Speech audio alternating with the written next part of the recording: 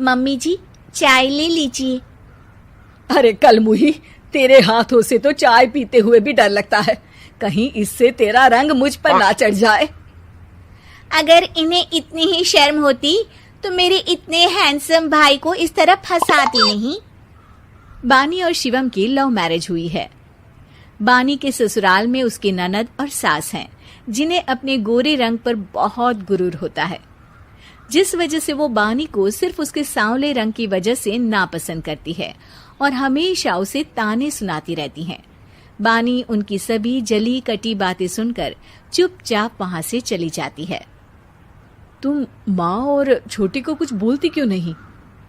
Mummy जी बड़ी हैं, हर छुटकी ना समझ, इस तरह उन्हें उल्टा जवाब देना सही नहीं। मेरी जिम्मेदारी उनकी सेवा करना है, जो मैं पूरे दिल से हमेशा करती रहूंगी। ऐसा बोलकर बानी रसोई में जाकर रात के खाने की तैयारी करने लगती है।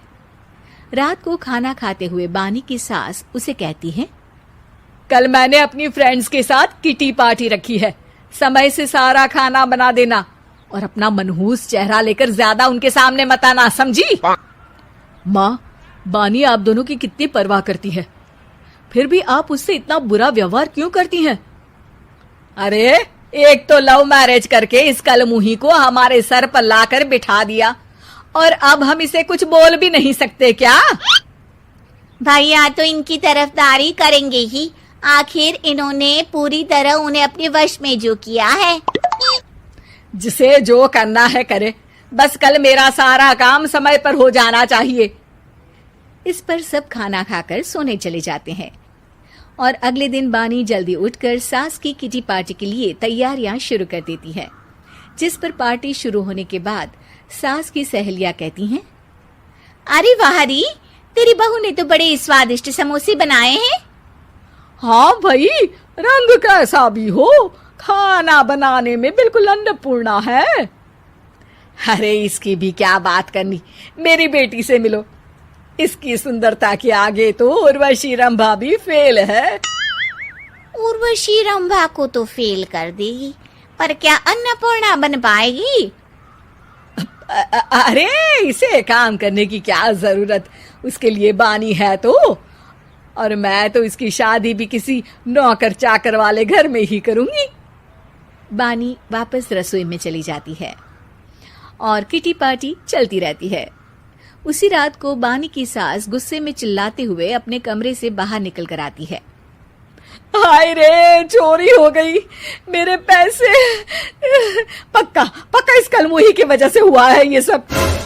अरे क्या हुआ माँ, कौन सा आसमान टूट गया? अरे आसमान तो उसी दिन टूट गया था जब तू इस कलमुही से शादी करके इसे घर में ले आया था। खुद तो आई ही, अपने साथ साथ मनहूसियत का काला साया भी मेरे घर ले आई। अरे हुआ क्या माँ? अरे मेरी तिजोरी में रखे पैसे कहीं गायब हो गए, सुबह ही देखा, अरे यहीं रखे थे।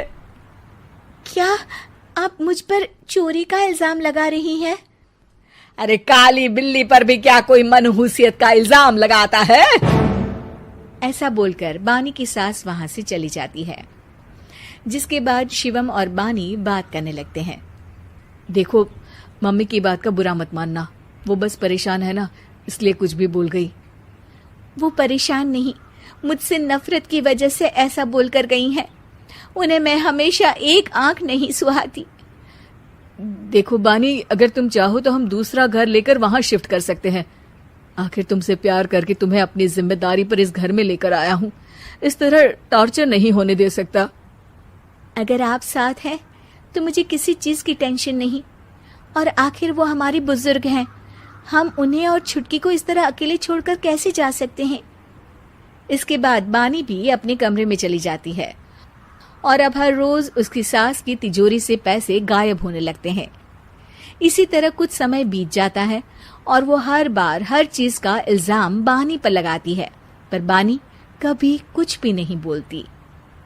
कलमुही नास पीटी, बहू को घर की लक्ष्मी बोलते हैं, ये तो पनौती बनकर आई है, पनौती। एक रात बानी की सास को आधी रात में प्यास लगती है, तो वो पानी पीने रसोई की तरफ जाती है। तभी उसे अपनी बेटी के कमरे में कुछ आवाज सुनाई देती है। हाँ हाँ, मैंने मम्मी की तिजोरी से हर रोज थोड़े थोड़े पैसे निकाल कर हम दोनों के लायक खूब पैसे इकट्ठे कर लिए हैं।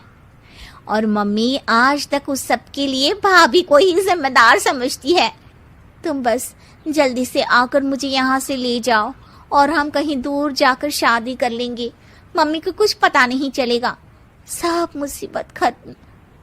अपनी बेटी की ये सारी बातें सुनकर बानी की सास भौंचक्की रह जाती है और अपने कमरे में वापस चली जाती है। जब अगली सुबह बानी सास के कमरे में आती है, मम्मी जी, क्या बात है, आज आप कमरे से बाहर ही नहीं आई? आपकी तबीयत तो ठीक है ना? क्या छुटकी कमरे से बाहर आई या तुम उसके कमरे में गई? नहीं नहीं, क्यों, जाना है क्या? मैं अभी चली जाती हूँ। नहीं, कोई कहीं नहीं जाएगा। इस पर वो बानी को साथ लेकर कमरे से बाहर आती है, जहाँ शिवम भी होता है। वहां उसकी सास बोलती है, छुटकी मेरी तिजोरी के सारे पैसे लेकर अपनी माँ के बारे में कोई ख्याल करे बिना किसी लड़के के साथ घर छोड़कर चली गई। और बहू, तुमने मुझ जैसी सास की सेवा करने के लिए अपने ही पति के साथ दूसरे घर जाने से मना कर दिया।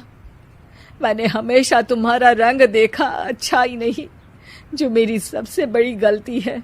मुझे माफ कर दे बेटा। और इसके बाद बानी की सास कभी अपनी बहू की तारीफ करते थकी नहीं।